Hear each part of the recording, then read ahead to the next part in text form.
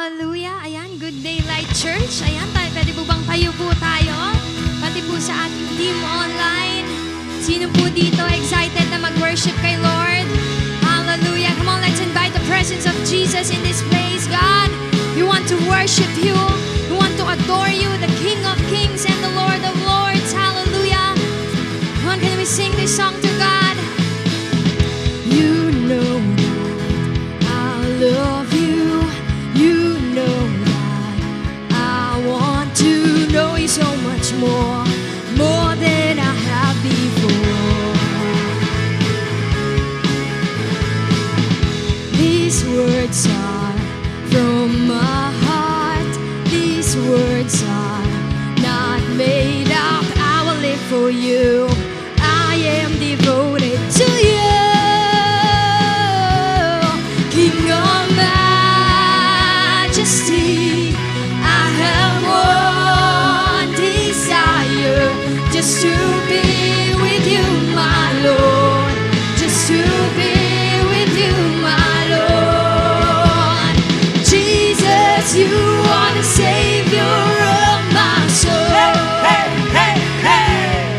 And forever and ever I give my praises to you. Come on, you sing, Jesus, you are the Savior.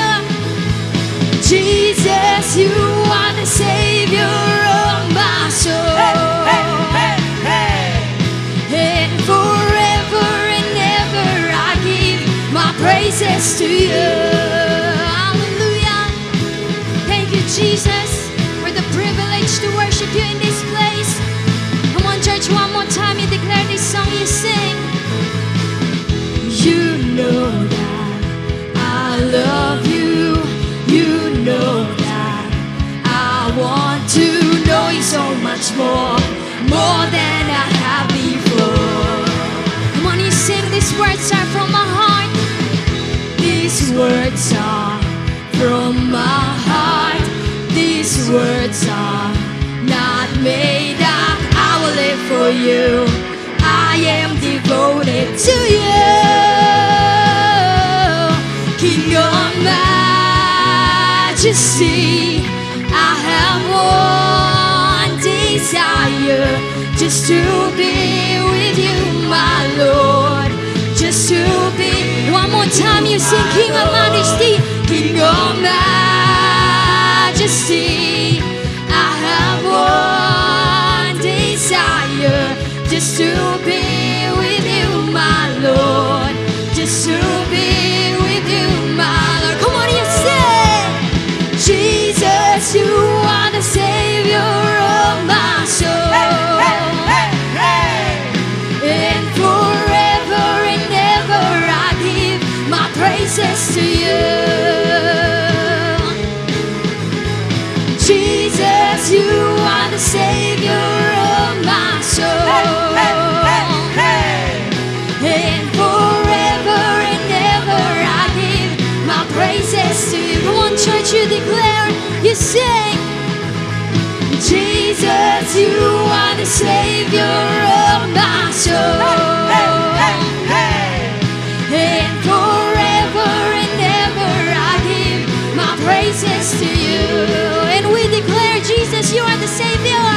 Jesus, you are the Savior of my soul. Hey, hey, hey, hey. And forever and ever I give my praises to you. Hallelujah. Thank you, God, for the privilege. Thank you, God, for your love and your grace in this place. Truly, you are the King of Majesty. Hallelujah. Come on, church, we declare this song you sing. King of Majesty, I have one desire, just to be with you, my Lord, just to be. You sing, King of Majesty, King of Majesty,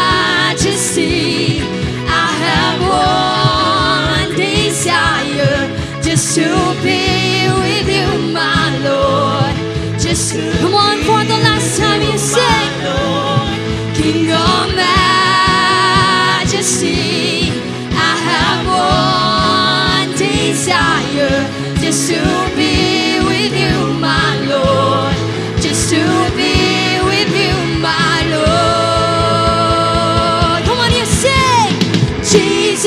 you are the Savior of my soul.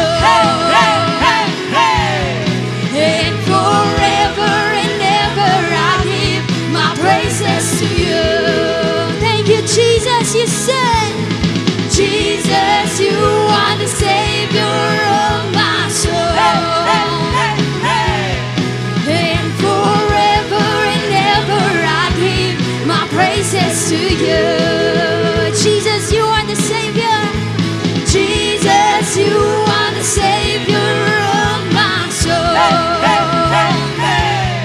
And forever and ever I give my praises to you. Come on, for the last time, come on, church, you declare, you say, Jesus, you are the Savior of my soul.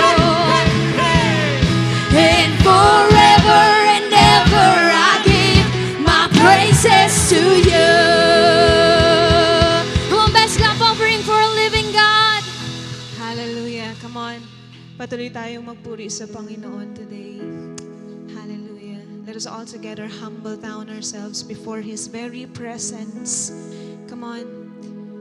And begin to worship and utter words of adoration ngayon sa King of Kings. Ang tunay nagagalak ka. Sinasabi mo, Lord, You're my God. You're my Savior. I adore Your name. And I thank You for this gift of salvation. Come on, begin to worship the Lord. Begin to worship Him. With all your mind. Walang hiya-hiya. Just worship God. Just worship Him. Hallelujah. God, we worship You. We thank You, Lord. We want to please You once again through worship. Hallelujah.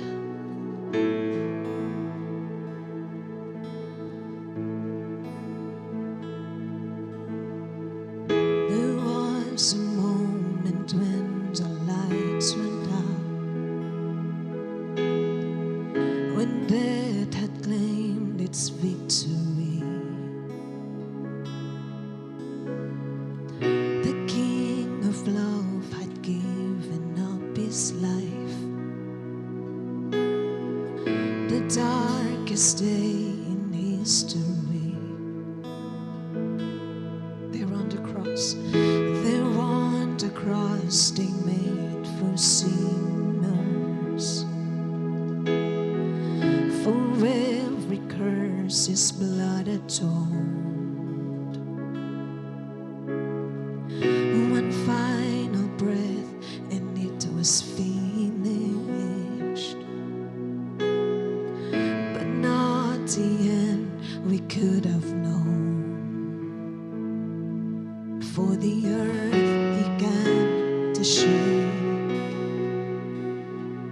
and the veil was torn. What sacrifice was made as the heavens roar.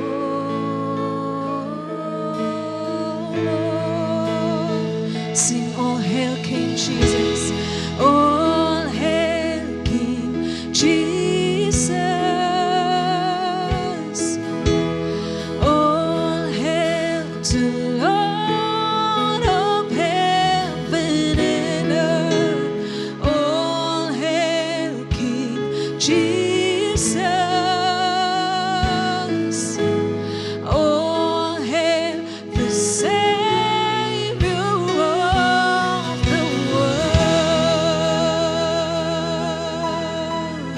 All hail to the King of Kings.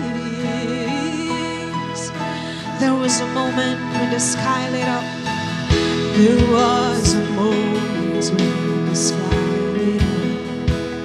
A flash of light, a flash of light breaking through. And all was lost, when all was lost, He crossed eternity. Yeah, the King of life was on the move. For in the dark soul too, where our Lord was slain.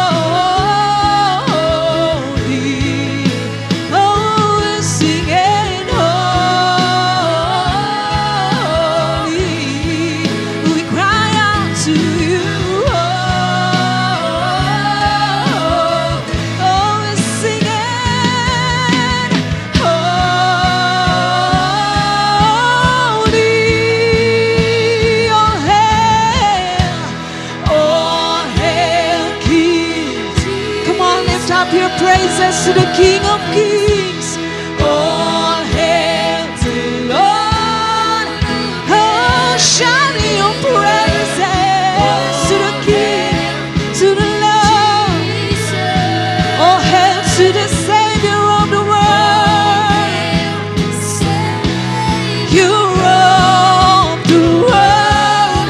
All hail Jesus. Yes, God, we worship you.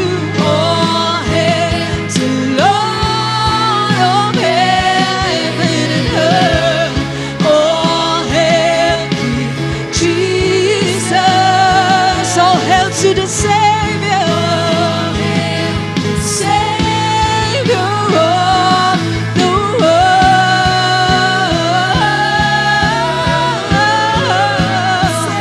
Oh, you are Savior. You are our restorer, God. Oh, we praise you, Jesus. We give you glory and honor. You the Savior. Yes, God, the Savior of the world. That is our Jesus Christ. Come on. Appreciate Jesus in your life. Appreciate your Savior. Worship Him. Thank Him, God. We glorify you. We adore your name once again in this house today. Oh, you are good. You deserve the best worship, Jesus. Our Savior and Redeemer. The Savior of little souls. You are the Savior of these little souls, God. We worship and adore your name. Oh, Jesus, we come before your throne to adore you. Yes, God. Oh, come, let us adore Him. Oh, come, let us adore Him. Oh, come, let us adore Him, Christ the Lord. Come on, we sing. Oh, come, let us adore. Yes, we adore you. Oh, come, let us adore Him. Oh, come, let us adore Him, Christ the Lord. Come, let us adore Him. Oh, come, let us adore Him. Oh, come, let us adore Him. Oh, come, let us adore Him, Christ the Lord. We give you all the glory. We give you all the glory. We give you all the glory. We give you all the glory. Christ the Lord. We give you all the glory. We give you all the glory. Yes, we give you all the glory, Jesus. You deserve our best worship, God. We give you all the glory, Christ the Lord. For the last time, come on, we give you all the glory.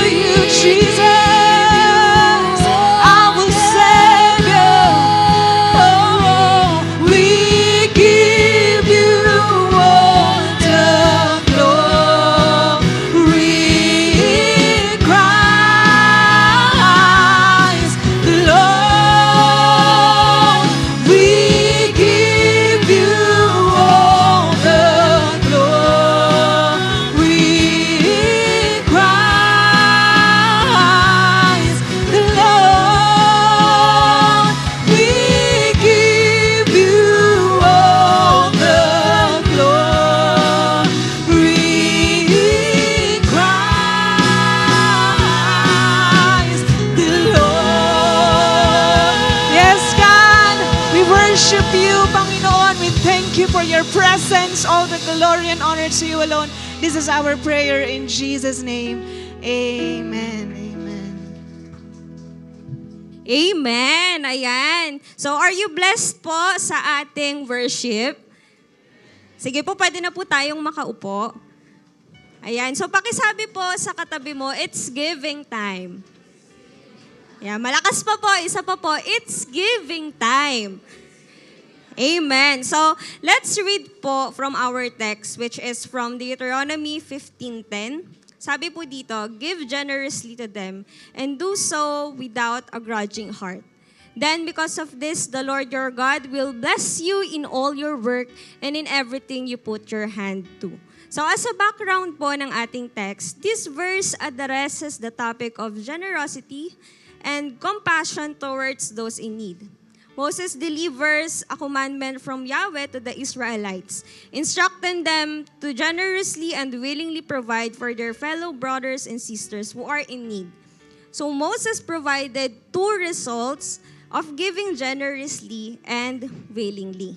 So these are the results of giving generously and willingly. So number one po is we participate in God's work of blessing others. So sabi po sa verse 10a, give generously to them and do so without a grudging heart. So this verse instructs the Israelites that their heart should not be grieved when they give to those in need. Pinapakita lang po nito na ang pagbibigay po natin ay dapat genuine at may willing na spirit. Hindi po yung nagdadalawang isip at hindi masama ang loob. So, pinapakita lang po nito na, and it encourages us to have an attitude na hindi selfish, pero joyful sa pag-extend ng tulong sa iba. Dahil alam niya na ang pagbibigay ay reflection of God's love and provision. So this verse also challenges us today to examine our hearts and motivations when it comes to giving. Nakikita ba natin na when we give freely, willingly at walang sama ng loob, nakikipag-participate po tayo sa work ng Diyos to bless other people? O hirap tayong magbigay at tumulong sa iba kasi feeling natin sayang? So remember po na every time we give sa mga gawain ng Panginoon at sa ibang tao, nagiging daluyan tayo ng pagpapala ng Panginoon. Amen po ba? So remember po na nagiging kabahagi tayo ng Diyos sa pagpapala ng iba. And in this way, makikita ng tao kung gaano rin ka generous ang Diyos na meron ka. So pangalawa po, in the result of giving generously and willingly, we experience His favor and provision. Gusto ba yan ng katabi mo? Oh, amen. So sabi po sa verse 10b, then because of this, the Lord your God will bless you in all your work and everything you put your hand to. So napakaganda po, no? So Israelites can expect to receive blessings from the Lord in all their work. If magbibigay at tutulong ang mga Israelita, blessings will surely follow. So disclaimer lang po, hindi po sinasabi na ito ay magiging motivation natin kung bakit tayo magbibigay kay Lord kasi pagpapalain tayo. But what I'm saying is, ang taong tutulong sa kapwa at magbabalik sa Diyos generously ay pagpapalain ng Lord sapagkat ginagawa nito ang kalooban ng Diyos. Amen po ba? Amen. So remember, nakita lagi ni Lord ang puso natin sa pagbibigay at nakikita po ni Lord kung nagbabalik at nagbibigay tayo wholeheartedly, cheerfully o baka napipilitan lang tayo. So the promise of God's blessings implies that He rewards the generosity and faithfulness of His people. Kung faithful ka, mas faithful po ang Panginoon sa'yo. Hindi ka niya pagkukulangin at hindi ka niya pababayaan. Pinapakita po dito na ang giving natin is not in vain sapagkat ito ay ina-acknowledge at ino-honor po ng ating Diyos. And God's blessings ay hindi lang limited sa financial, pero pwede po natin itong maramdaman through healing. Pwede din po natin itong maramdaman sa ating trabaho, achievements sa school, lumalagong light group or network, at marami pang aspects na pwedeng i-bless tayo ng Lord. Amen po ba? So this verse also teaches us the very nature of God and it reveals His character as a loving and generous Father who delights in seeing His children care for one another. So may resulta po ang pababalik sa Diyos at tulong sa iba, at pagtulong po sa iba willingly and wholeheartedly. So as a challenge po, I challenge you na ibigay ang deserve ng Panginoon, and He deserves the best, nang hindi napipilitan at hindi nag-aalinlangan. Kaya naman as we give our tithes and offerings and as we prepare yung ating first fruits natin para sa incoming year, let us be reminded to give sa Panginoon generously and willingly, to see for yourself kung paanong mararanasan mo ang matinding favor at provision ng Diyos sa'yo. So as a short testimony po, I am currently working po as a public school teacher. And I know po that this is God's favor because of being a faithful and consistent worship to God. And when we say worship, of course, it can be in the form of tithing. So you know po, it takes a lot of practice to master the heart of giving back what belongs to God. I remember po nung youth pa lamang po ako, I think that was 6 years ago, tinuro po sa amin ng mentor ko how to tithe faithfully. She taught us that whatever the amount na tinatites mo, kahit 10 piso lang yan, weekly, basta nagiging tapat ka kay Lord, nakikita ito ni Lord at napiplease siya doon. At yun po yung naging mindset ko sa pagbabalik sa Panginoon. Nung una po mahirap, dahil magkano lang naman po yung baon ko dati. But as I endured the process, I saw in many ways how God sustained me sa studies ko until po sa makagraduate ako. And makahanap po ako ng pinag-pray kong work. So malaki po yung naging dulot sa akin ng pagpapractice ng pagiging tapat sa tithes ko. Mas maraming challenges ngayon as a young adult pagdating sa finances, but compared to what I'm giving back before, nakakatuwa po isipin na ang Panginoon po ang nagturo sa akin kung paano maging tapat sa maliit na bagay, kung kaya't napagkakatiwalaan po tayo ngayon sa malalaking bagay. So as a preparation po for the future, testimony din po namin na una po kaming nag-invest ng boyfriend ko sa pinagpe-pray po naming property noong 2021. And last year po nabayaran po namin siya fully.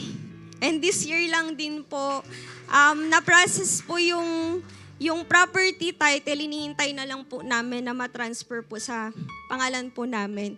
And also po last year din po pinagkaloob sa amin po si Ash. Yung kotse po namin na nagagamit po sa marami pong fellowship ng light groups and mga ganap po sa simbahan.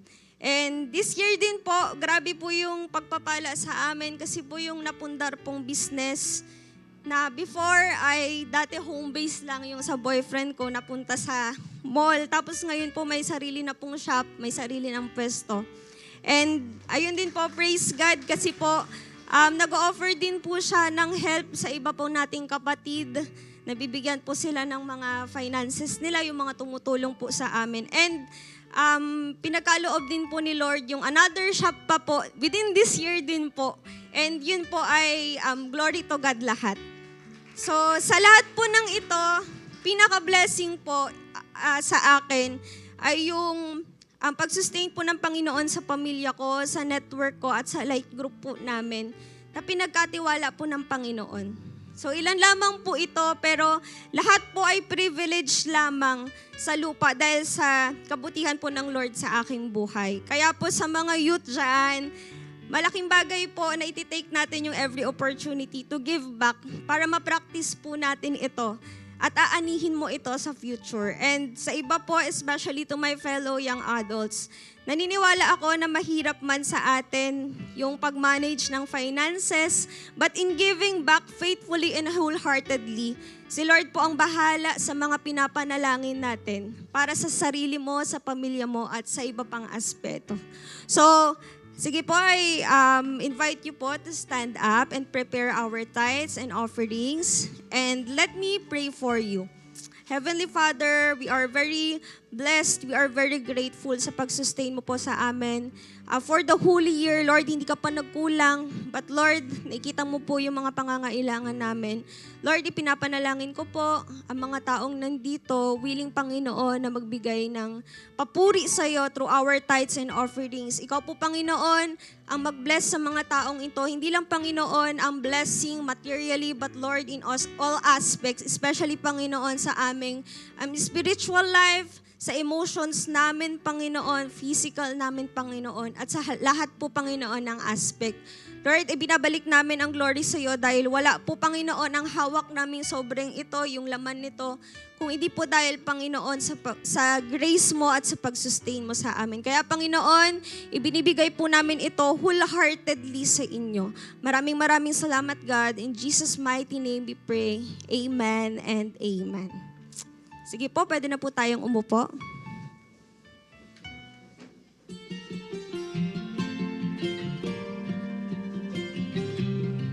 Good day, Light Church. Ako po pala si Mark Jen and I just want to share my testimony regarding on my first fruit. So, way back po last January 2023, I give my first fruit.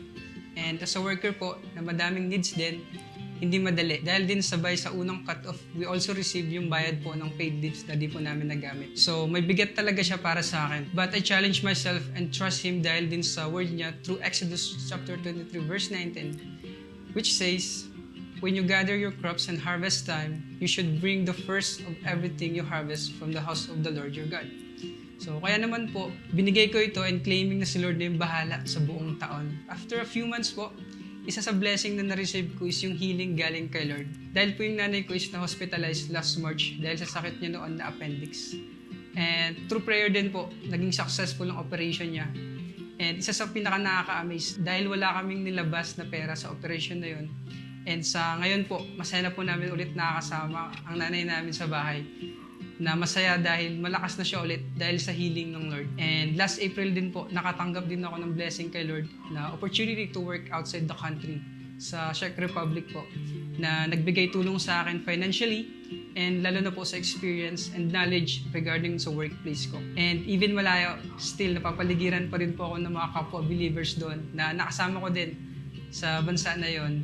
And also through that, napuntahan ko din po yung lugar na pinapangarap ko lang noon, which is sa Paris. Kaya naman po talaga sobrang blessed ako that time. And after po nun, pag-uwi ko, nung August, isa sa prayer ko din po na binigay ng Lord is yung pagsagot sa akin ni Joy na sa tagal ng hinintay ng process ng courtship is naging kami na rin.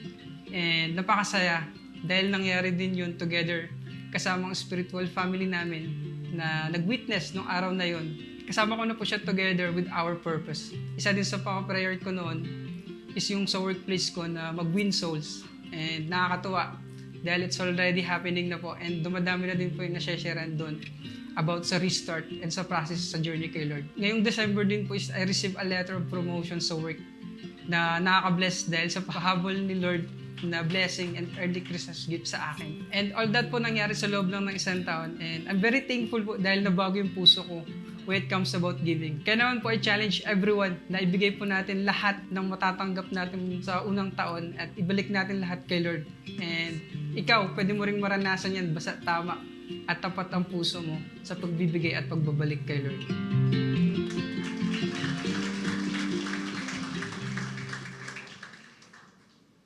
Thank you, Coach Mark Jan, for our first fruit encouragement, for giving our tithes, offerings, and pledges. We can send them through bank account, GCash number, or directly here sa ating church. That's why, Light Family, let's give and give back with generous hearts. Hallelujah! Grateful and blessed Sunday po sa bawat isa.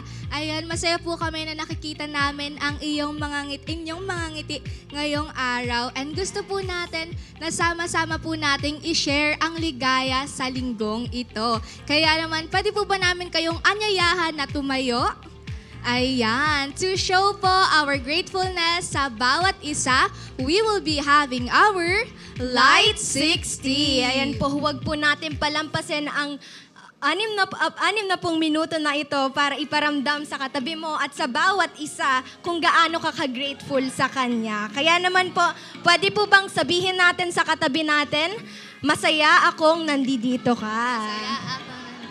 Ayan, pwede na po tayong umikot. Pwede din po tayong mag-take ng pictures, makipag-handshake, fist bump, or simpleng ngitian po natin ang isa't isa. And of course, for our online viewers, you can type your greetings and appreciation in the comment section below. Blessed Sunday po sa bawat isa. Yes, you can also mention your friends, your family, or kahit sino pa po na gusto nyong makanood ng ating Sunday celebration. Ayan, we have 13 seconds left.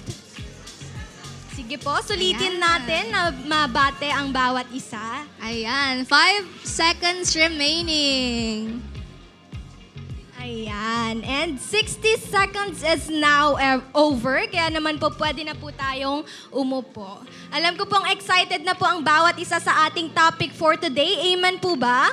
Amen. Kaya naman, but before that po, let's first be updated sa mga kaganapan sa ating church. And that means it's time for Light News. Yes, and unang-una na nga po dyan ay ang ating Volunteers Fair. This is still ongoing po para sa mga interested na mag-join sa iba't ibang ministries dito po sa ating church. We have graphic artists and video editors, catering ministry, prison ministry volunteers, police ministry exhorter volunteers, and kids ministry. We also have consolidation ministry, content creators, website developers, live streaming and coverage, and Marshall ministry. Yes, thank you so much, partner.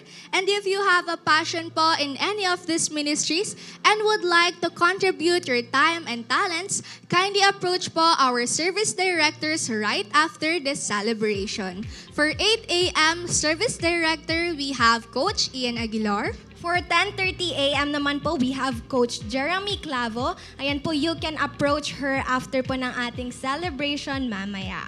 For 4 p.m. is Coach Bert Angelo Araha. And for 7 p.m. naman po, we have Coach J.R. Navida. And next naman po, sino po dito ang current SOD students? Pwede po bang pakitaas yung kamay? Ayan, praise God. Palakpakan po natin si Lord sa buhay ng ating mga SOD students. And palakpakan po natin sila because they will be having SOD graduation. Ayan. Wow, this coming December 22 na po ito, 7 p.m. here at our church. Yes, thank you so much, partner. Now naman po, para sa mga excited na sa darating na Pasko at bagong taon, sino po dito excited na?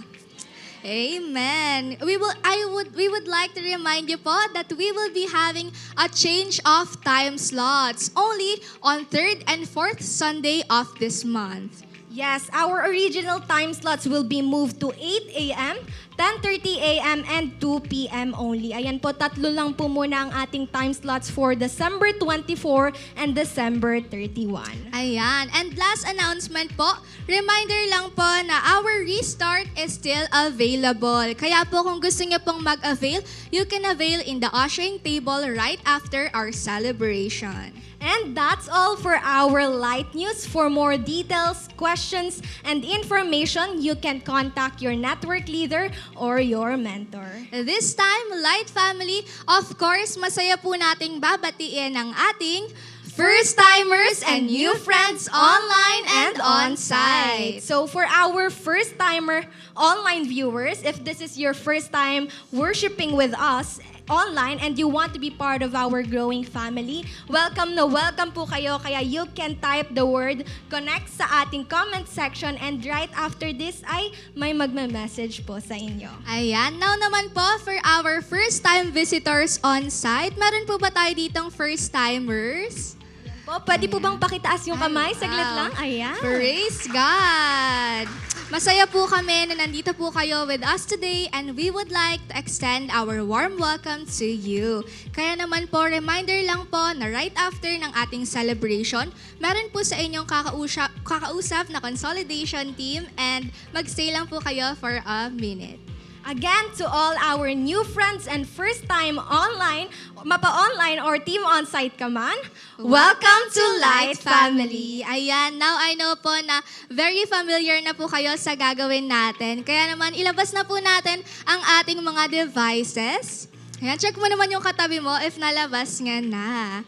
And together po, we will put it on silent mode para maiwasan po ang distractions and tuloy-tuloy po tayo sa Word of God. And we can also prepare na ang ating Bibles, pens, and notebooks to take notes ang mga bagay na matututunan at mababaon natin for today's topic. Wow! Now, excited na po ba ang bawat isa? Amen. Amen. If you're excited, then let us prepare our hearts and minds as we give our all-out attention because to deliver the Word of God, let us all welcome Pastora Laarni Arcega. Hello po sa ating lahat. Pwede bang sabihan mo yung katabi mo, sabihin mo, Blessed Sunday. Lingunin mo naman yung kabila, sabihan mo siyang, you look good today. Okay. Parang hindi pa rin natin natutuwa yung katabi mo, no? Pero again po, happy Sunday po sa ating lahat, sa ating team on-site, and of course, ganun din sa ating team online. Okay, kumusta po tayo? Okay pa po ba tayo? Alive and kicking pa po ba? Pwede bang tingnan mo yung katabi mo kung buhay na buhay at gising na gising pa siya?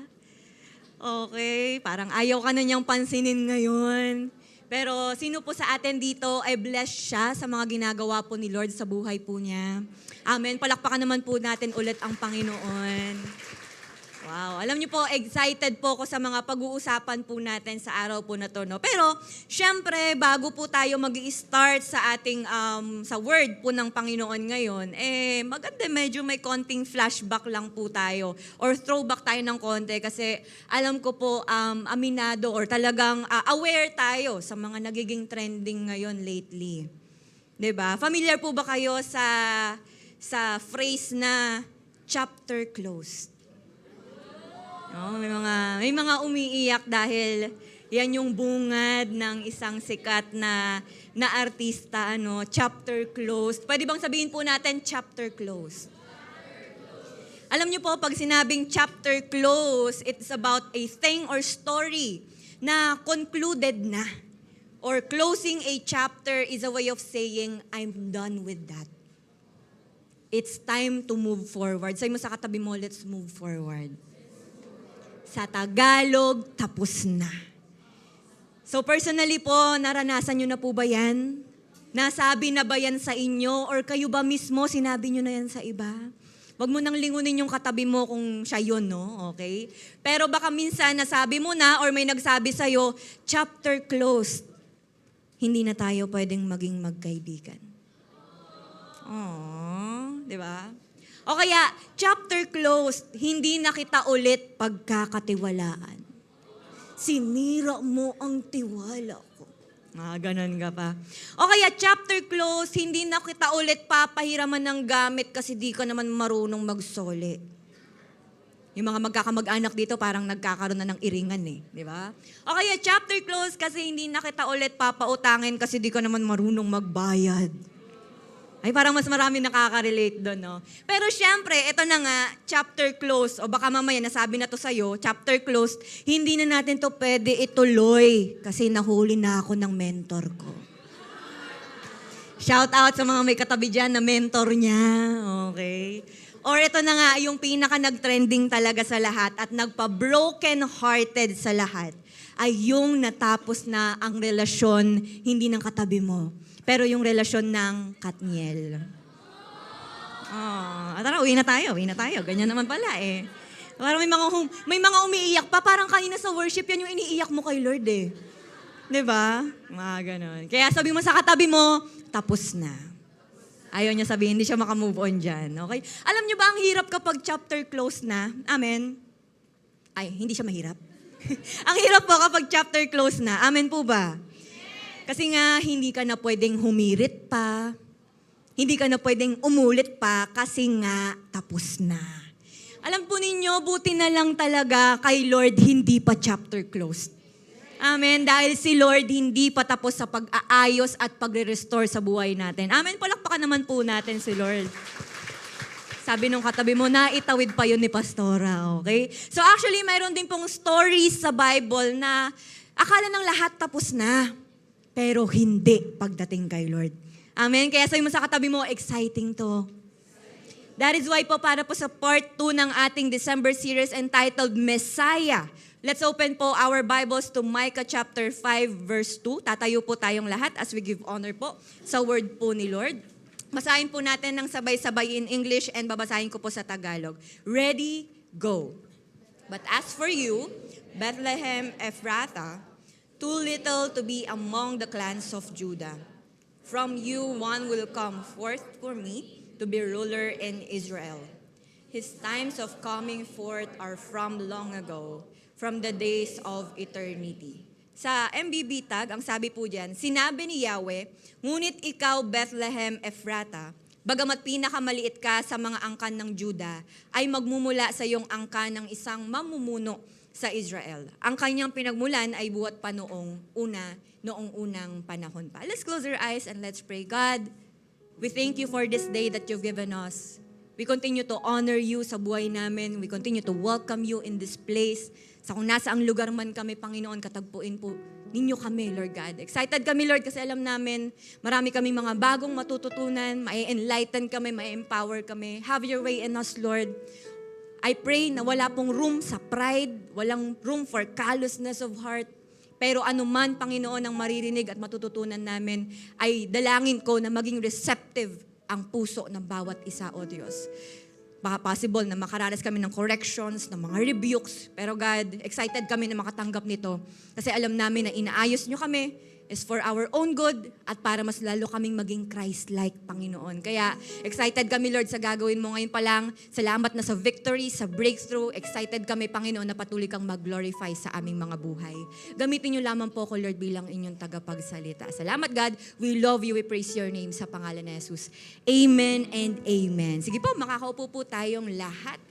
Ayan, so yung binasa po natin kanina ay sa Micah chapter 5 verse 2. Yan po ay book of Micah na ang sumulat po ay si Prophet Micah. So by the way po, si Micah ay lalaki. Siya ay isa sa mga minor prophets sa Old Testament at kasabayan po niya, kabatch niya si Prophet Isaiah na nabuhay po noong 8th century BC. Sino po rito, buhay ka na nung 8th century BC? Okay, so nag-start po ang ministry ni Prophet Micah nung panahong pabagsak na yung northern kingdom ng Israel. Kaya po yung primary focus niya nung time na to ay yung southern kingdom of Judah. So sa pamamahala po ni Ahaz, nagdulot po ito ng spiritual decay sa bansa. Siya po yung nag-influence sa kanila ng apathy, hindi po 5, hindi 6, kundi apathy, di ba? Idolatry, na nauwi po sa, ay salamat po, bumili po kayo, ano? Na nauwi sa pagde-denounce ng kanilang pananampalataya sa totoong Diyos. So at this time of history, outwardly, mukhang maunlad ang Judah, prosperous po sila, ganyan, mukha silang blessed sa panlabas, pero sa totoo lang ay bulok ang panloob nila dahil sa wickedness at rebellion nila against God. So nasa gantong estado ng kapasawayan ang Judah nung tinawag po ng Diyos si Prophet Micah. So imagine na po natin na ganun yung setting, magugulo yung mga tao, mga pasaway, tapos tinawag ni Lord si Prophet Micah, hindi para mag-encourage ha, pero ang tinatawag ni Lord si Prophet Micah to speak judgment to them. May kaparusahan na ihahatol sa kanila since He is a holy God. So Micah announced that Israel will be humbled, okay, ng mga foreign powers and even her judges bear insults mula sa Babylon.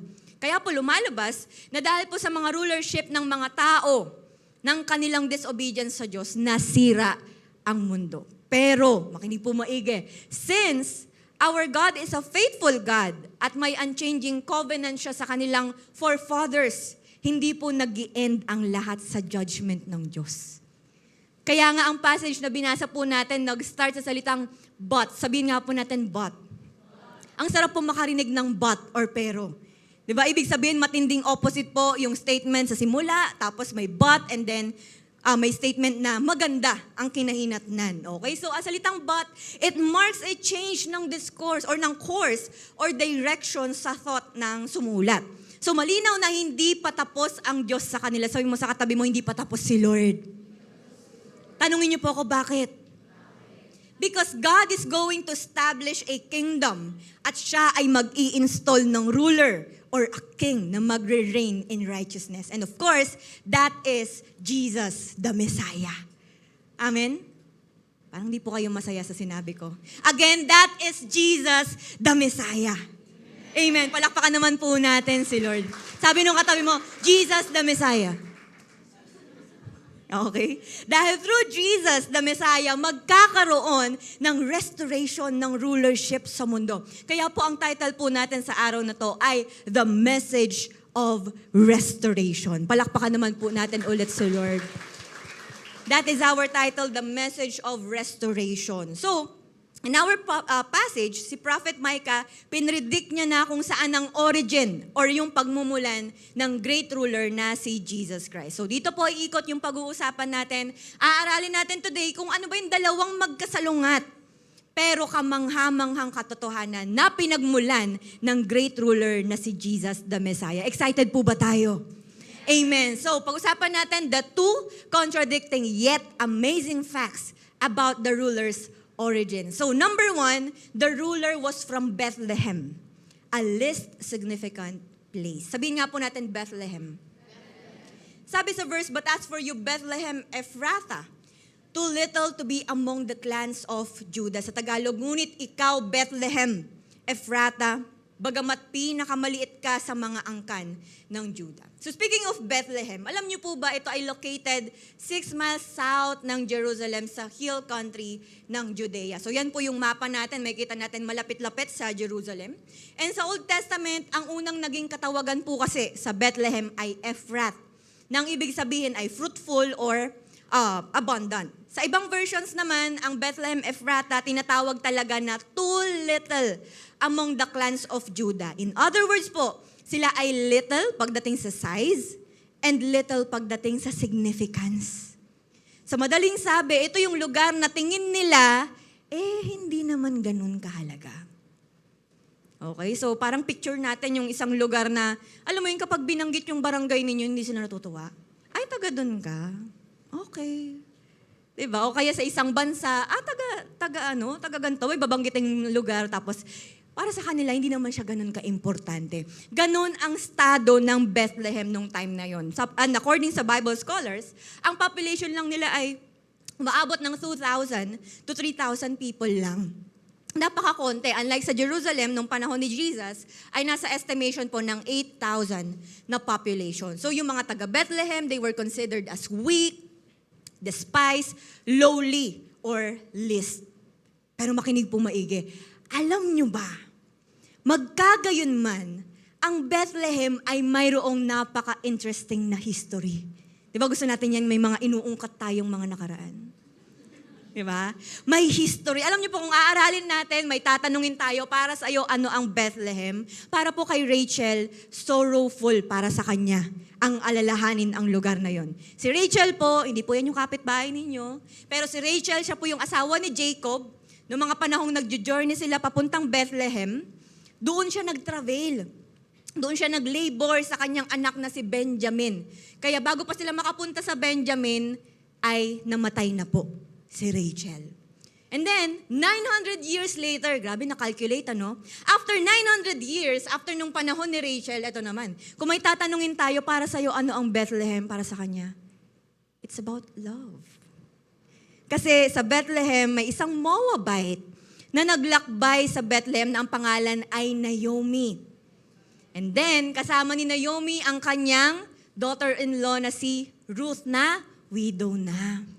So sa Bethlehem, eto na, nagkainlaban itong si Ruth at saka si Boaz. So dahil doon, nagpakasal sila, doon sila bumuo ng pamilya. At ang exciting po rito, si Ruth at saka si Boaz may anak na ang pangalan ay Obed.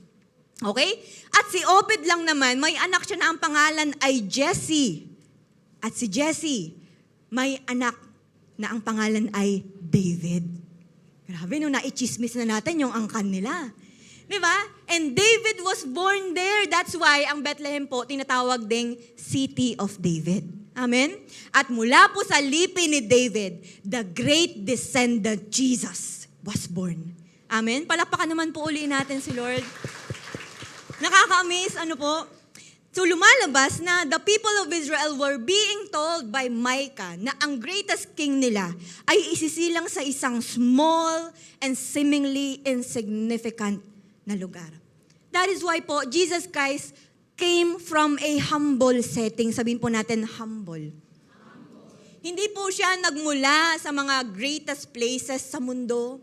Hindi po siya lumabas sa malasosyal at grandiosang mansyon. Hindi rin siya galing mula sa high-class na hotel or sa kilalang ospital na expected sa isang mighty ruler na darating. Tama? Parang imagine na lang natin na ang isang mataas na tao, kilala yung pamilya, sabihin natin, tapos talagang, alam mo yun, napaka-powerful ng pamilya nila, tapos magugulat tayo, hindi pala sa ganung lugar lumabas. Okay? Si Jesus Christ, He came from a humble setting. Everyone knew na ang Messiah ay darating in power, iko-conquer talaga ang Romans, i-re-establish yung throne ni David, i-restore yung temple, kaya lang, contrary, kabaliktaran sa inasahan nila, the promised Messiah was born in the lowliest circumstances.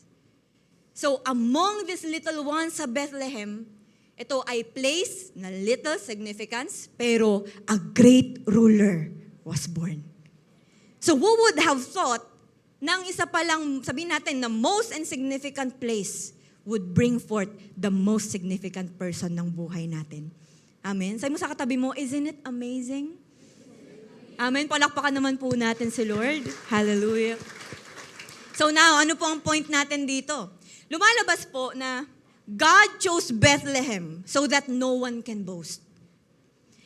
Para walang mag-reason out parang walang ma-reason out yung mga tao na, kaya, alam mo yun, matik talaga na sa amin lalabas si Jesus Christ kasi mayaman kami, kilala talaga yung lugar namin, sikat, ganyan. Para lang walang magmamalaking ganun. Or wala daw walang connotation yung mga tao na, kasi kilala talaga yung lugar na yan, sikat talaga, asensado talaga, kaya matik talaga na may Jesus Christ na lalabas yan. When in fact, God chooses small or something small, quiet, out of the way, and does something there para i-change yung course ng history at eternity. Amen? Ibig sabihin, hindi po nai-impress si Lord sa laki natin. Hindi siya nai-impress sa ano pa mang meron tayo. He does everything para i-magnify yung glorious freedom at mercy niya mismo. Tanungin niyo po kung bakit. Because when He acts this way, hindi po natin magagawang magmalaki ng mga merits natin, ng mga achievements natin, kasi mag-glorify, para mas lalong mag-glorify ang Panginoon sa buhay po natin. Amen po ba? Kaya po mga kapatid, makinig po maigi, do not underestimate how greatly Jesus uses small things. Amen? If you think you are like this place na Bethlehem, parang nakikita natin yung sarili po natin doon, maliit, di naman ganun ka-importante, extra lang naman, walang masyadong kakayahan, walang masyadong abilidad, walang masyadong authority.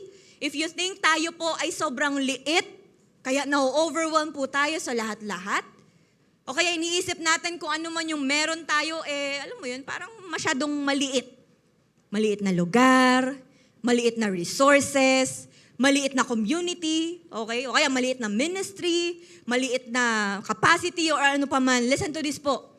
Kahit pa sa tingin ng tao ay maliit o insignificant, less important, still kaya pa rin gamitin ni Lord for His glory. Amen. Sige po, palakpakan po natin si Lord. Gaya po ng sinasabi sa 1 Corinthians 1:27-31, ang ganda po nito. Ang sabi, but God chose the foolish things of the world to shame the wise. God chose the weak things of the world to shame the strong. And God chose the lowly things of this world and to despise things. And the things that are not, to nullify the things that are, so that no one may boast before Him.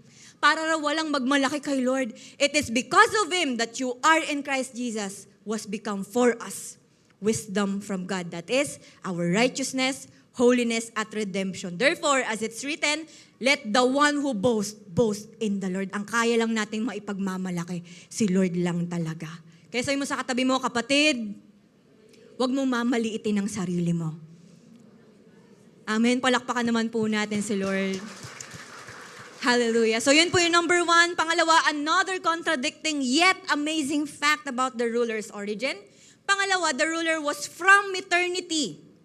The most significant place. Sabihin nga po natin eternity. Ito po yung sabi ni Lord kay Prophet Micah na ruler, about sa ruler na ito, na ang kanyang pinagmulan ay buhat pa noong una. Buhat pa noong unang panahon. So this means, a king will emerge na mag-rule over Israel. Siya po yung pinadala bilang King of the Jews, meaning, hindi po siya nagsimula lang sa Bethlehem.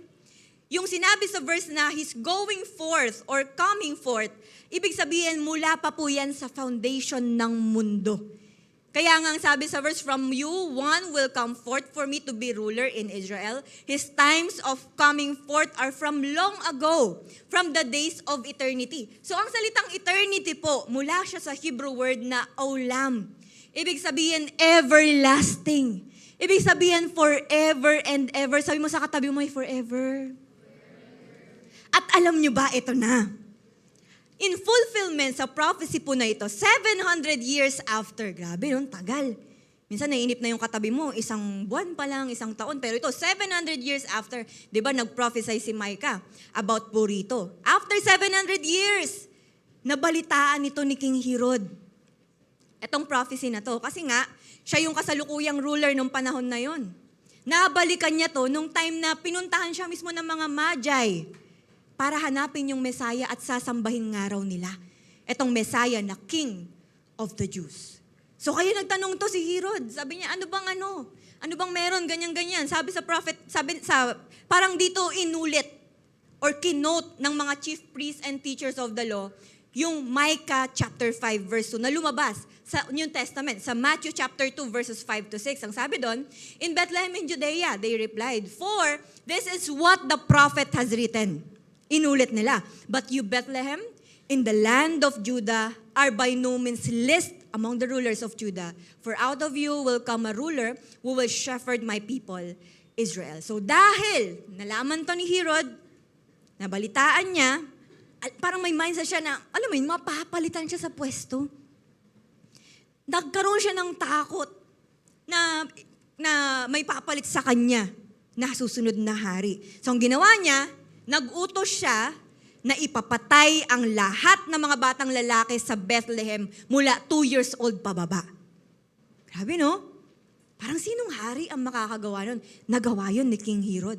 So itong least significant place na to na Bethlehem, nakuha nila yung atensyon ng lahat ng tao.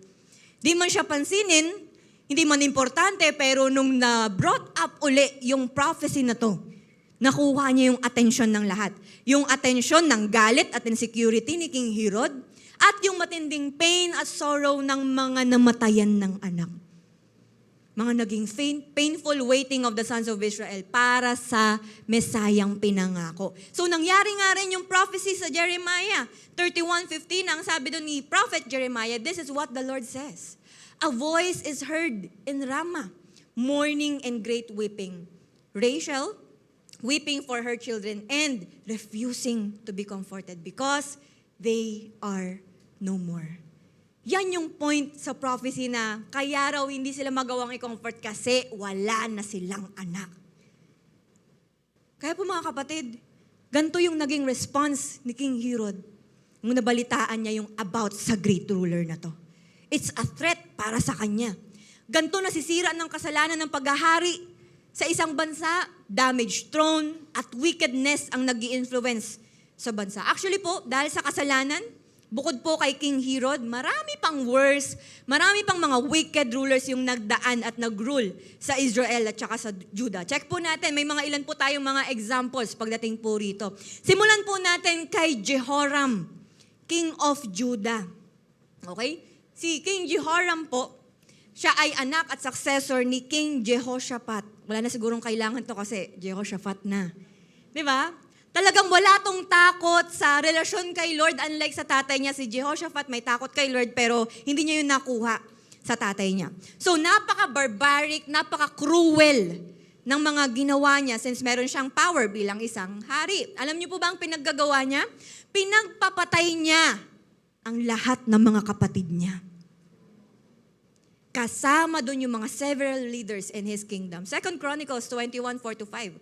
Nung naging hari daw si Jehoram over his father's kingdom, he put all his brothers to the sword.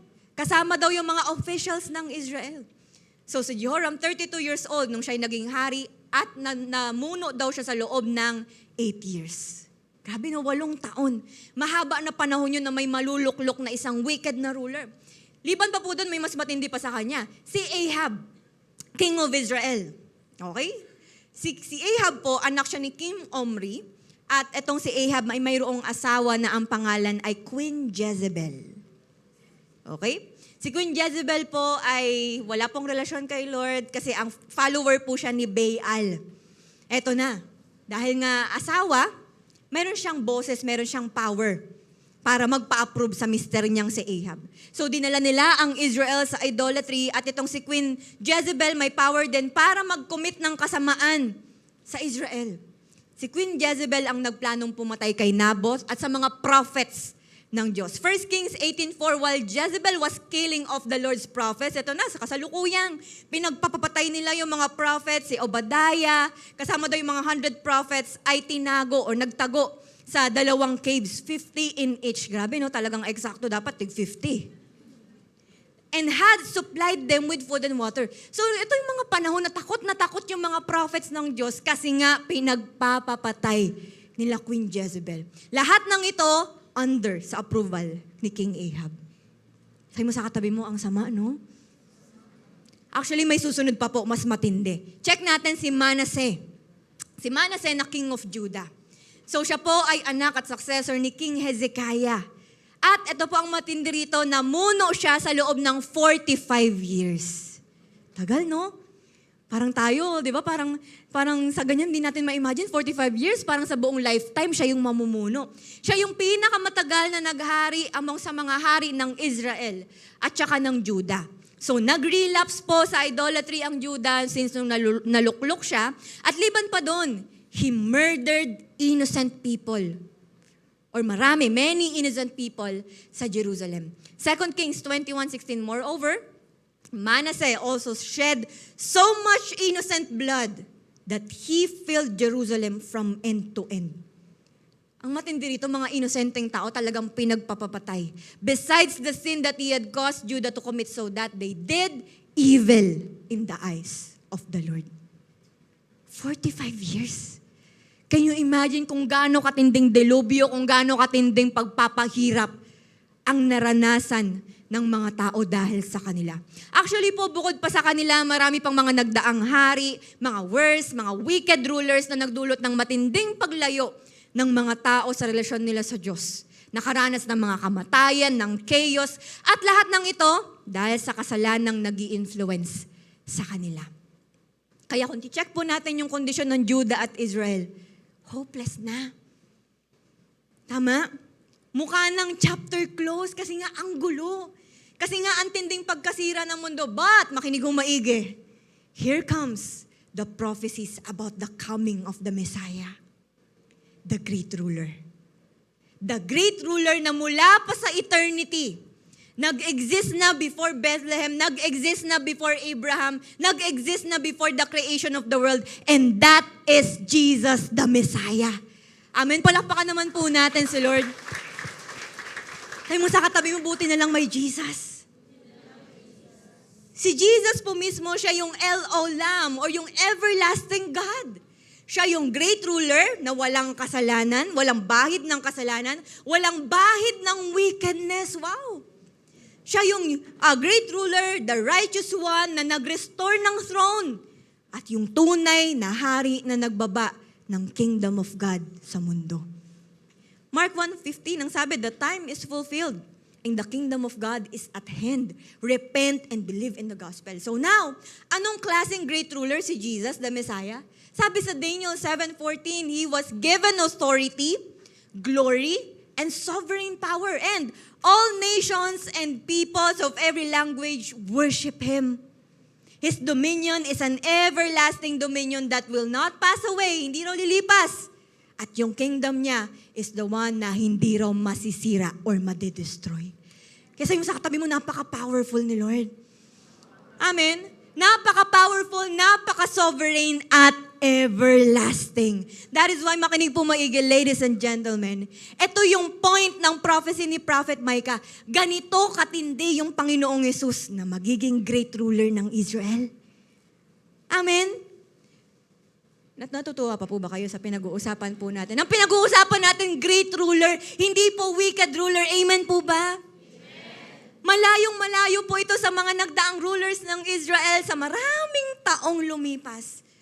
Rulers na walang ibang ginawa kundi mang-slave ng kanilang mga nasasakupan, na walang ibang ginawa kundi mamuno for their selfish gain. Pero makinig kung maigi, what makes Jesus Christ the greatest among all the rulers in the world? Si Jesus Christ lang naman po ang natatanging great ruler na Diyos na nagkatawang tao. Mula eternity, papunta sa temporary world, and great ruler para what? Para iabot ang mga tao. Para abutin ang bawat isa sa atin. Siya lang naman ang great ruler na nagpagaling ng mga may sakit. Samantalang yung ibang mga rulers, nagpasakit. Siya lang yung natatanging great ruler na bumuhay ng mga patay. Siya lang yung natatanging great ruler na nagpalayas ng mga demonyo at gumawa ng iba't ibang klase ng himala. Amen? Kaya sabihin mo sa katabi mo, kay Jesus yun. Sabihin mo sa kabila, saan ka pa? Diba? Siya lang yung natatanging great ruler na hari na pinakamataas sa lahat, pero umabot ng mga makasalanang tao, nagmahal ng sangkatauhan, dumaan sa matinding betrayal, pangiinsulto, pambabastos, pagpaparusa. Ginawa niya to hindi bilang pagpapakitang tao, walang halong maling motibo, pero nagmamahal ng totoo sa katabi mo. Amen? Siya lang yung natatanging great ruler na pinako sa cross. Dumanak ang dugo na matay muling nabuhay, lahat ng to pinagdaanan niya para lang maging posible na maranasan na sino mang mananampalataya sa Kanya, yung eternal na buhay at yung kingdom of God. So, ibang-iba po pala talaga si Jesus sa lahat na hindi makaabot ng tao. That is why Jesus Christ is the greatest ruler. Amen. Palakpakan po uli natin si Lord. Now, mga kapatid, since Jesus is the Messiah or siya yung King from eternity past, and He restored ang rulership, ibig pong sabihin ng bawat magpapasakop sa Kanyang paghahari ay makakaranas din ng restoration sa buhay nila. Again, ulitin ko, yung mga taong pipiliing magpasakop sa restoration or magpasakop sa paghahari ng Lord, sila yung makakaranas ng restoration. Kaya po, wala sa atin dito yung uuwing hopeless sa buhay. Kasi kay Jesus the Messiah, posibleng-posible ang restoration. Amen po ba? Kaya po parang isang bansa na sumasagana kapag mabuti ang hari, ganun din yung mga magpapasakop sa rulership ni Christ sa buhay nila. That is why, makinig kong maigi, His kingdom extends to eternity. Meaning, pati yung mga magpapasakop sa kingdom ni Lord, mayroon silang eternal city, mayroon silang eternal nation, mayroon silang eternal home na mararanasan yung peace dulot ng paghahari ng great ruler na ito. Revelation 11:15, the seventh angel sounded his trumpet, and there were loud voices in heaven which said, "The kingdom of the Lord has become the kingdom of our Lord and of His Messiah, and He will reign forever and ever." Amen. Siya po ang greatest ruler natin na walang retirement. Baka po kasi may mindset tayo, ako na yung tatrabaho sa plano ni Lord sa buhay ko kasi matanda na siya at gusto ko na siyang tulungan. Baka mamaya pagod na siya. Hindi po nagre-retire ang greatest king po natin. Wala pong pwedeng pumalit po sa Kanya. Nag-iisa siya at magre-reign siya habang buhay hanggang eternity. Amen po ba? So sa rulership ni Jesus the Messiah, in the kingdom of God, wala na pong magiging crime doon. Wala nang warfare, wala nang corruption, kahirapan, injustice, or ano pa man. Darating po yung time, magkakaroon na ng new heaven and new earth. Siya yung magiging king over all. And He will reign forever and ever. So si Jesus Christ, siya yung great ruler po natin. He is the Alpha and Omega. He's the beginning and the end. He is the same yesterday, today, and forever. Kaya po mga kapatid, this is Jesus the Messiah, our great ruler. Amen. Pwede po bang mas the best na palakpak kay Lord? Are we amazed po sa mga natututunan po natin? Ibig sabihin, hindi po pala basta-basta ang sinasamba nating Diyos.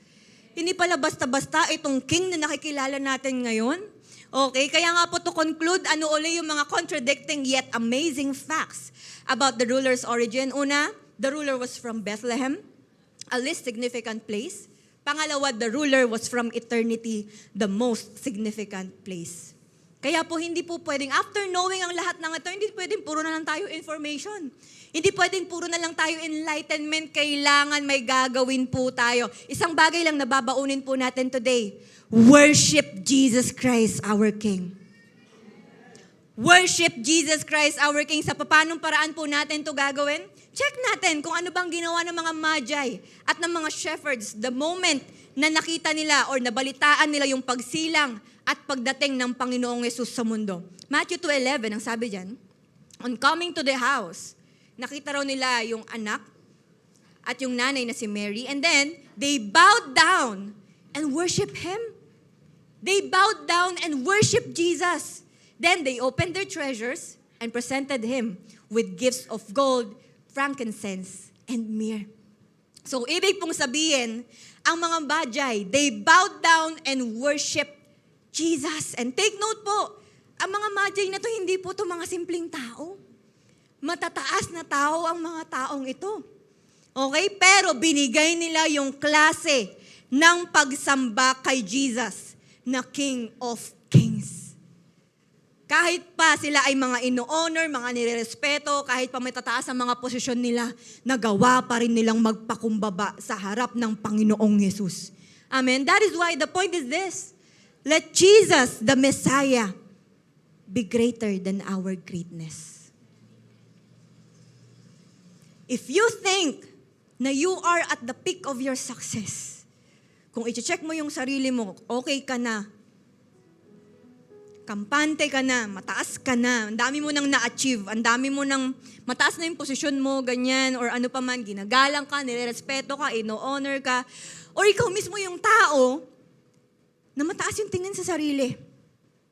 Meron kang pera, meron kang influence, meron kang power, ano man ang meron ka, gaano man kataas ang tingin mo sa sarili mo, nawa, let Jesus be greater than those. Ano man ang status natin, we should all bow down to Him. We should all worship Him. Hindi po natin pwedeng i-excuse yung achievements natin. Hindi natin pwedeng i-excuse yung mga diploma natin. Hindi natin pwedeng i-excuse yung mga awards natin or anything. Hindi natin pwedeng i-excuse yung mga talents or ano pa mang mahusay tayo para hindi sumamba sa King of Kings. Dahil He is the greatest sa buhay nating mga tao. Amen po ba? Next, ano naman ang ginawa ng mga shepherds? Luke 2:17-18 and 20, ang sabi doon, when they had seen Him, they spread the word concerning what had been told them about this child, 18. And all who heard it were amazed, namangha daw. Sa mga sinabi raw ng shepherds, 20, the shepherds returned, glorifying and praising God for all the things they had heard and seen, which were just as they had been told. Even ang mga shepherds, nagawang i-glorify at papurihan si Lord. So ano pong ibig sabihin nito? Ang mga shepherds po, mga simpleng mamamayan, nung panahon po nila, but still, nagawa pa rin nilang purihin at i-worship ang totoong hari. That is why, makinig pong maigi, let Jesus, the Messiah, be greater than our lowliness. If you think of yourself, sinasabi mo, Pastora, hindi naman ako yung mataas ang tingin sa sarili. Actually, bagsak na bagsak ako. Durog na durog ako. Hindi ko nga kayang humarap talaga kay Lord eh. Kasi alam ko hindi ko deserve. Sobrang baba ng tingin ko sa sarili ko. If you think to yourself na gaya ka ng mga shepherds, you are at your humble estate. Still, worship the King.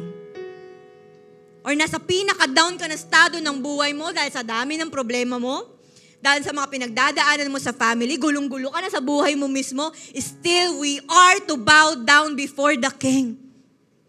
Huwag natin gawing excuse yung mga pinagdadaanan natin sa sarili. Na may mga times, ang tagal bago natin magawang bumalik sa simbahan. Bakit? Pastor, matagal na kasi akong hindi okay. Saan ka pumupunta kung hindi ka okay? Dami ko po kasing problema, kaya hindi ako nakapag-devotion, hindi ako nakapag-pray. Anong ginagawa mo habang may pinagdadaanan ka? Paano mo nakakaya nang hindi ka humaharap at sumasamba sa Panginoon? Kaya the moment na naghihirap ka, the moment na bumabagsak ka, hopefully mas lalo mong ini-empower yung pagsamba mo sa tunay na hari. Huwag nating gawing excuse yung mga problema natin para lang hindi sambahin ang hari natin. So anuman or sino man tayo, ipasakop natin yung buhay natin sa Kanya by what? By worshiping Him and by glorifying Him. At gaya ng mga ginawa ng mga magi at shepherds, ibigay natin yung deserved ng hari. The question is this, when was the last time nagawa mong ibigay yung alam mong deserved ng Lord of Lords at King of Kings ng buhay mo? Baka nagagawa natin magbigay kay Lord, pero kakarampot lang. Baka nagagawa naman natin siyang bigyan ng oras, pero tira-tira lang. Nagagawa mo lang siyang balikan, kausapin, pag pagod na pagod ka na. Pero yung buong energy mo, naibubuhos mo sa ibang bagay. Nabubuhos mo sa ibang tao. Pero kay Lord, optional pa. Last resort pa siya. Ano yung ginawa ng mga magi at shepherds? Binigay nila yung deserve. Nag-serve sila. By what? By giving their gifts. Nagbigay sila ng time. Magbigay tayo ng oras pagdating kay Lord. Ibigay natin yung efforts natin. Bigay natin yung abilities natin or ano pa mang meron tayo at higit sa lahat. Nawa, iregalo mo naman kay Lord yung pagsunod mo. Baka kasi ngayong Pasko, baka lahat tayo, mga excited tayo. Ano kaya nga regalo sa akin nung nakabunot sa akin? Sana sinundan niya yung nasa wishlist ko. Pero pag hindi, isusumpa ko siya. Mahilig ako sa kape, pero sana wag mag. Mahilig akong mag-throwback ng mga photos, pero sana wag picture frame. Excited tayo sa mga gusto nating matanggap na regalo. Pero ikaw, ano ang regalo mo kay Lord? Ano ang regalo mo sa hari na siyang dahilan kung bakit nagse-celebrate tayo ng Kapaskuhan? That's why bigay natin yung deserve ng Panginoon. Amen? Share the good news about the kingdom of God. Share Jesus Christ, our King, saan? Sa ating mga pamilya. Sa ating mga loved ones, sa ating mga kaibigan, kasi baka iba yung hari nila. Baka yung hari nila, yun yung nagmamaltrato sa kanila, yun yung nagpaparusa at kumakawawa sa kanila. Then present Jesus Christ to them as their King. Dahil yung hari na sinasamba natin ay yung hari na nagmamahal, yung hari na umaabot, yung hari na nagpapagaling, yung hari na pinakamakapangyarihan sa lahat, yung hari na nagpo-provide, yung hari na nagre-restore, yung hari ng mga hari at Lord ng mga Lords natin. Siya yung ruler na mula sa eternity, yung nais na magparanas ng kaligtasan. Wala siyang ibang iniisip kundi ang maligtas ang lahat. Maparanasan niya ng pagmamahal. That is why Light Church, it's time to worship Jesus, our King. Can we all close our eyes at this moment? Mga kapatid, habang ikaw'y nakapikit ngayon, perhaps marami nang nasira sa buhay natin dahil sa kung kani-kaninong rulership tayo yumukod. You know what? To be honest, kung usapang puso sa puso lang din, pwede bang maging tapat ka ngayon? Evaluate yourself. Baka dumarating sa time, iba pala ang hari na sinasamba mo ngayon. Sa ibang rulership ka pala yumuyukod. Sino ang hari ng buhay mo? Perhaps tao. Sa tao na umiikot ang buhay mo. Kaya nangyayari, napapagod ka. Kaya nangyayari, nasasaktan ka, nadidismaya ka, nahihirapan ka. Kasi iba ang nakaluklok sa buhay mo. Or baka dumarating sa time, aminado ka na hindi talaga si Lord, hindi talaga si Jesus ang hari ng buhay mo. Ang hari ng buhay mo, salapi.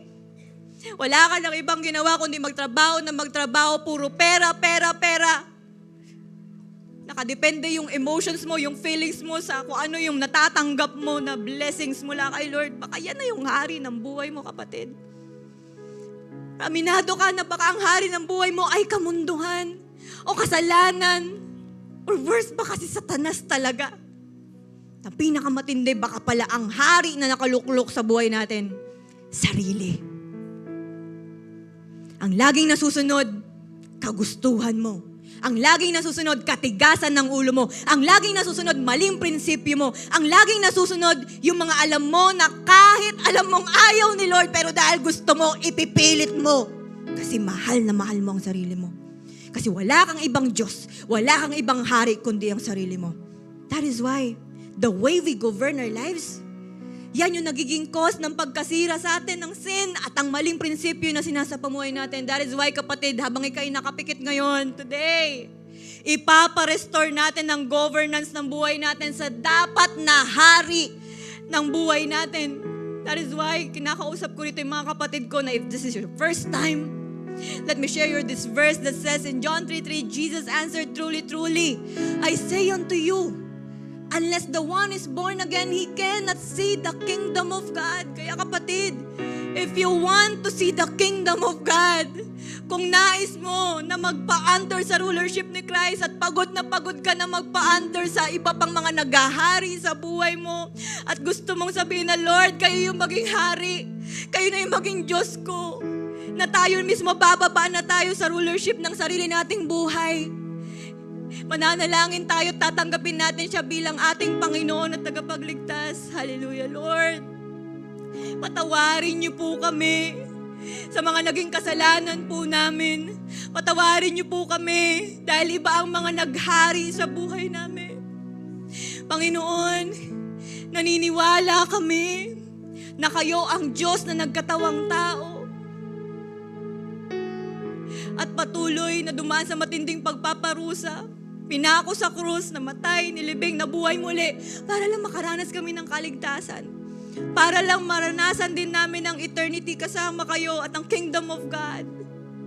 Kaya this time, Lord, tinatanggap kita bilang aking Panginoon, bilang aking tagapagligtas at bilang hari ng buhay ko. Panginoon, kayo na po ang maghari sa buhay kong ito. That is why, mga kapatid, receive the salvation of the Lord. This time, let Jesus be the King of your life.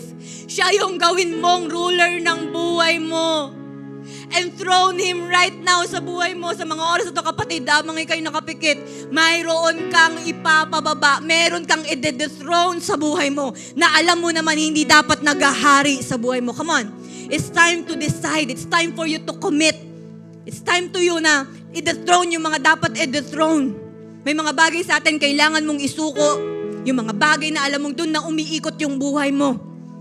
Mga selfishness, kasalanan, ano pa man, tao or anything. Kapatid, i-dethrone na natin yung mga bagay na yan. Begin to surrender everything to God. At sinasabi mong, Lord, pagod na ako. Sawang-sawa na ako sa mga maling sinasamba ko. Sawang-sawa na ako sa mga maling wino-worship ko. Kaya right now, let Jesus be the King of your life. Come on.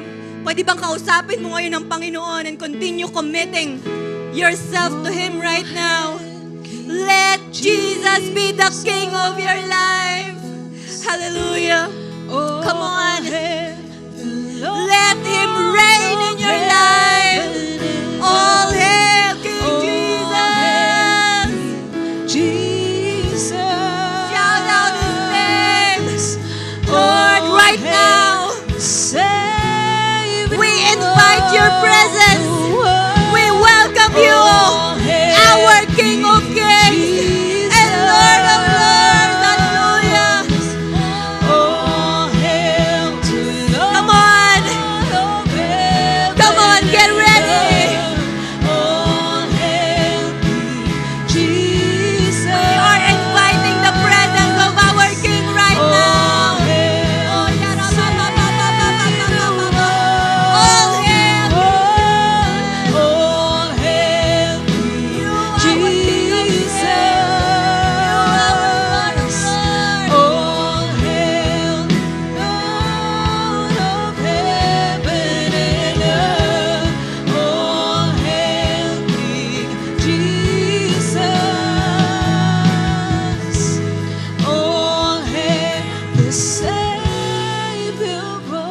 Now listen to me, kapatid, habang ikaw'y nakapikit ngayon.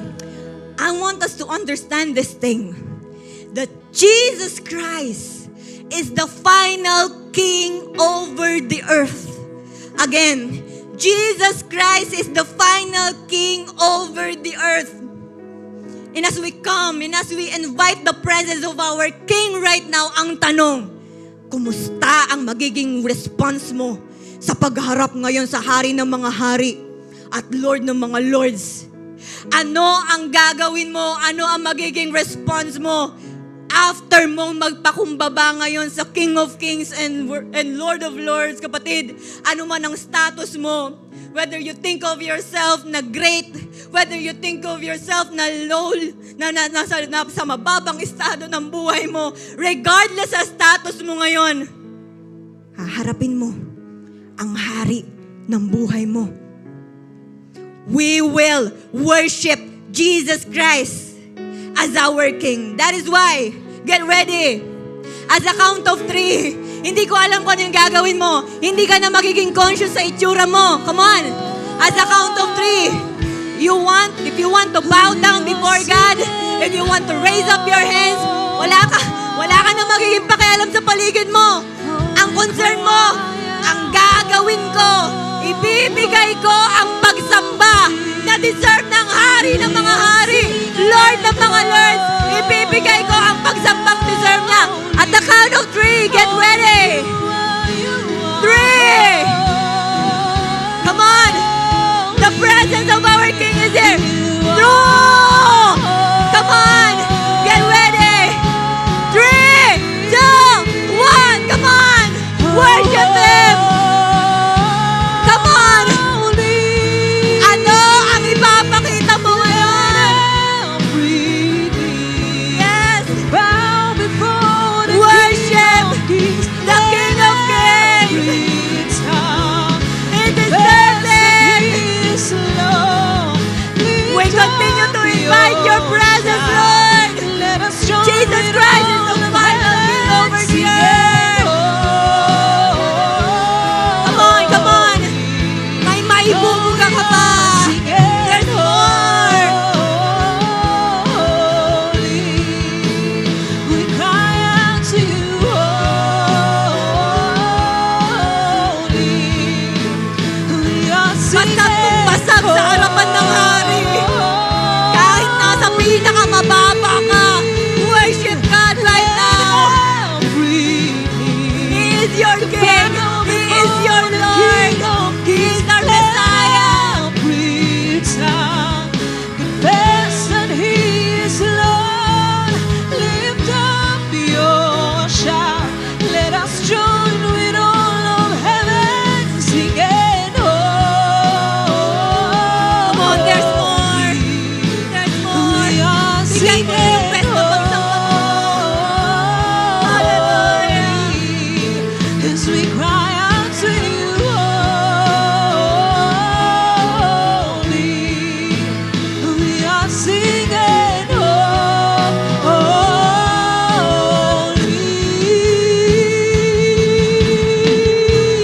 Oh, hail King Jesus.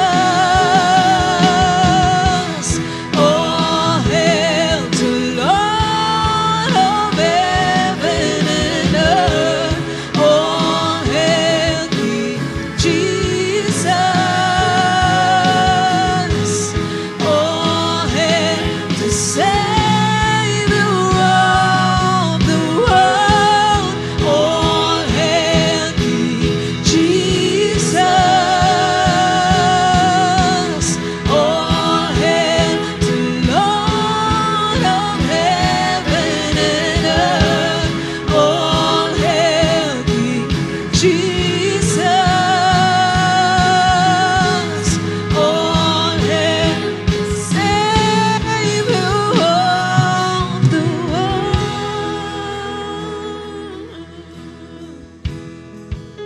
Just continue the presence of our King right now. Kapatid.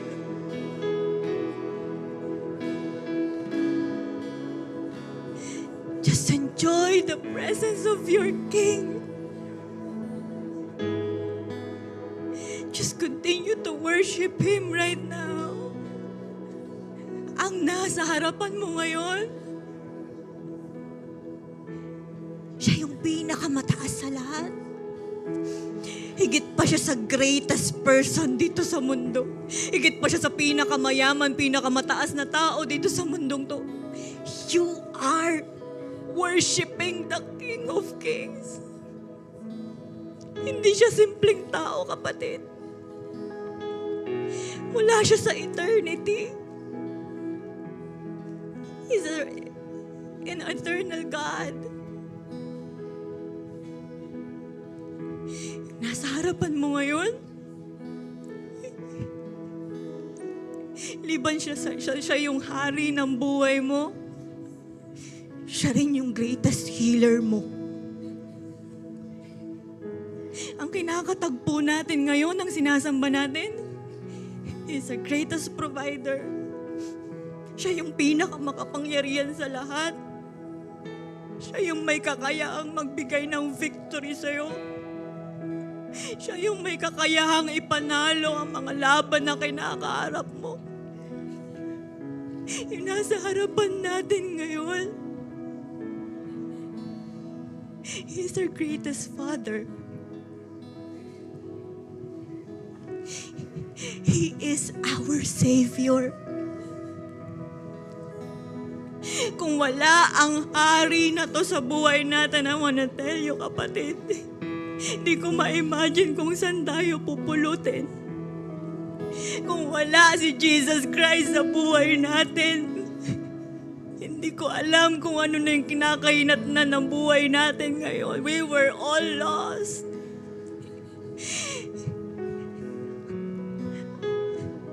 Lahat tayo diretso ng impyerno.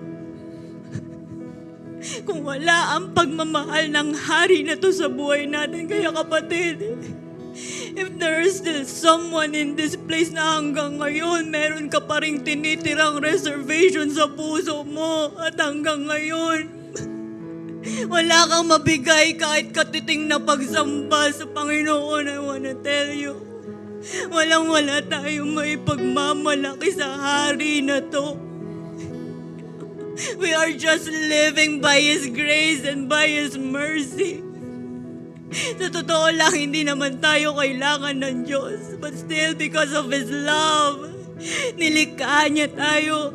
Because of His love, pinaparanas niya tayo ng mga pagpapala niya. Because of His love and mercy, nagawa niya pang magkatawang tao. Nagawa niyang harapin ang mga pangiinsulto, pangangawawa sa Kanya. Nagawa niyang harapin ang lahat ng iyon, even yung cross, the death on the cross. Nagawang dumanak na matindi yung dugo niya para lang sa kaligtasan natin.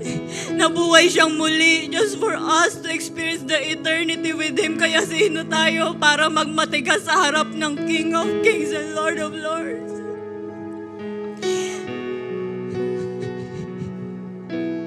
Hindi tayo kailangan ni Lord, pero tayo kailangan natin siya. That is why just continue to worship Him right now. Piliin mong sambahin ang Panginoong Hesus na hari ng buhay mo, kapatid. Dahil sa pagsamba mo sa Kanya, pagpapakita yun ng dependence mo sa plano niya sa buhay mo. Sa pagsamba mo sa Kanya, pagpapakita yon ng puso mo na walang ibang nais kundi i-glorify ang hari ng buhay mo. That is why anumang pagdaanan mo sa buhay mo, magagawa mo pa rin lumuhod ng ganito. Magagawa mo pa rin itaas yung mga kamay mo kasi hindi naman ikaw yung hari ng buhay mo. Kasi alam mo na mayroon kang hari na alam mong pinakamakapangyarihan sa lahat. Kasi alam mo may hari na alam mo may magandang plano para sa'yo. Kasi alam mo meron kang hari na alam mong hindi ka pababayaan. At alam mo na walang ibang nais kundi patuloy siyang mag-glorify sa buhay mo, kapatid. At this time, if you just want to worship Him, yung may halong pasasalamat, patuloy na pagsamba sa Kanya, bakit hindi ka tumayo ngayon? Come on, stand on your feet right now and continue to sing this worship song to God. All hail King Jesus! All hail! Come on, raise up your hands right now! All hail to Lord of heaven worship our King. Jesus. Come on. All hail the Savior of the world. All hail King Jesus. All hail the Lord of heaven and earth. All hail King Jesus. All hail the Savior of the world. All hail King Jesus. All hail to the King of Kings. All hail to the Lord of Lords. All hail King Jesus. All hail to the Come on, for the last time, just the church, sing with all your heart. All hail King Jesus. Come on, just the church. All hail the Lord of all. Yes, All Lord. hail King Jesus. All hail the Savior of the world. Hallelujah. Ikaw kapatid, as we bow down, as we worship our Jesus, our King, patuloy mong pagkatiwalaan that He is the wisest ruler ng buhay mo. Patuloy kang dumepende sa King of Justice na ito. He is holy and righteous. Kapatid, sa patuloy na pagsamba mo sa King of Kings, tandaan mo, alam niya kung saan kanya ililid. He will restore us into a people na masunurin sa Kanya. He will restore us. At the same time, makakaranas tayo ng kapayapaan. Magagawa nating mas lalo pa siyang mahalin. Mas lalong mahalin ang ating kapwa. Magpapatuloy tayo bilang isang bayan, bilang isang simbahan na sumasamba sa Kanya. That is why, kapatid, worship God like never before. Worship Him like never before hanggang sa nabubuhay tayo. Yung bibig natin, puro mga praises ang lalabas. Yung buhay natin, magagandang testimony ang lalabas. The way we think, the way we act, lahat yun. Magpapakita ng pagsamba mo sa Panginoon. Because Jesus is our King. Hallelujah. Lord, maraming salamat. Dahil inayos niyo ang aming mga puso. Thank you, Lord, dahil mas lalong na-empower ang aming pagsamba sa inyo. Thank you, Lord, dahil may mga dinethrone kami at kayo ang in-enthrone namin bilang aming hari. Thank you, Lord, for restoring us, for forgiving us, for giving this chance na mas lalong lumakad sa pagsunod sa inyo. Lord, wala na kaming ibang sasambahin liban sa inyo na King of Kings and Lord of Lords. Excited kami, Lord, na mas lalong mamuhay, sumunod sa inyo bilang aming Panginoon. We love you, Lord. We praise your name sa pangalan ni Jesus. Everybody say aloud, Amen and Amen. So there's a reason po to celebrate. Hallelujah. Ayan, sa mga habol po ng kanilang tithes and offering, dito na lang po sa harapan. Thank you, God, for your word. Lord, thank you for giving us this opportunity to worship the true King. That's why we will sing this song to you. You know that I love you. You know that I want to know you so much more than I have before.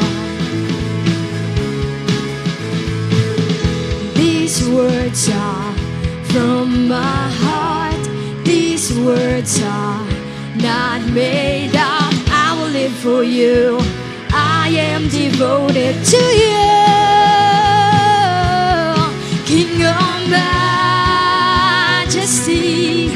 I have one desire, just to be with you, my Lord.